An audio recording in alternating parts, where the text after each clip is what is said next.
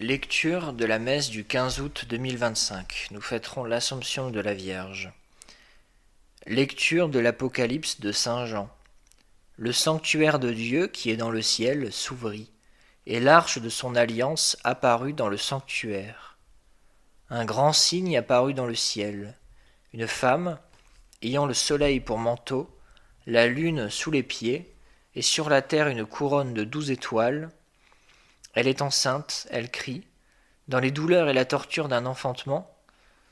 Un autre signe apparut dans le ciel, un grand dragon rouge feu, avec 7 têtes et 10 cornes.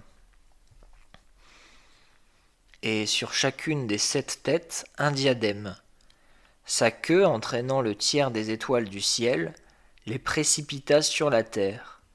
Le dragon vint se poster devant la femme qui allait enfanter, afin de dévorer l'enfant dès sa naissance.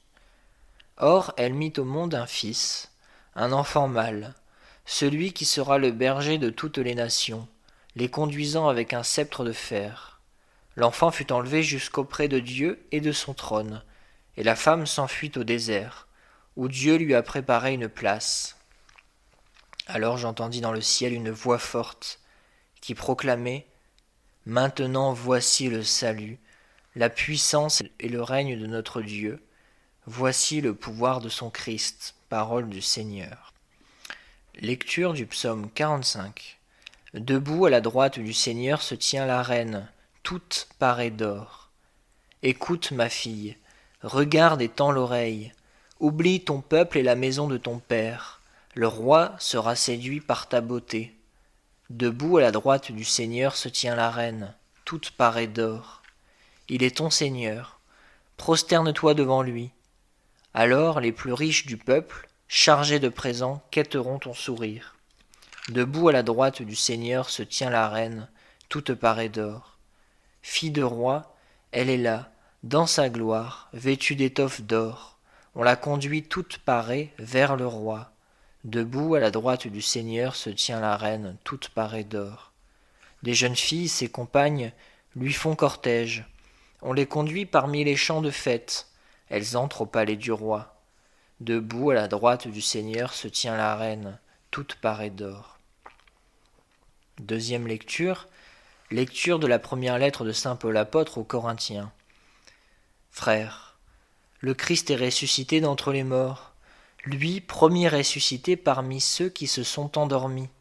Car la mort, étant venue par un homme, c'est par un homme aussi que vient la résurrection des morts.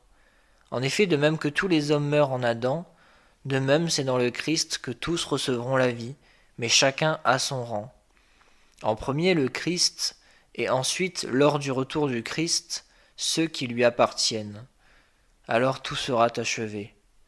Quand le Christ remettra le pouvoir royal à Dieu, son Père, après avoir anéanti, parmi les êtres célestes, toute principauté, toute souveraineté et puissance, car c'est lui qui doit régner jusqu'au jour où Dieu aura mis sous ses pieds tous ses ennemis.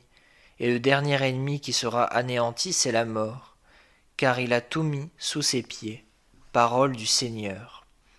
Il y aura ensuite la lecture de l'Évangile selon saint Luc, au chapitre 1, des versets 39 à 56.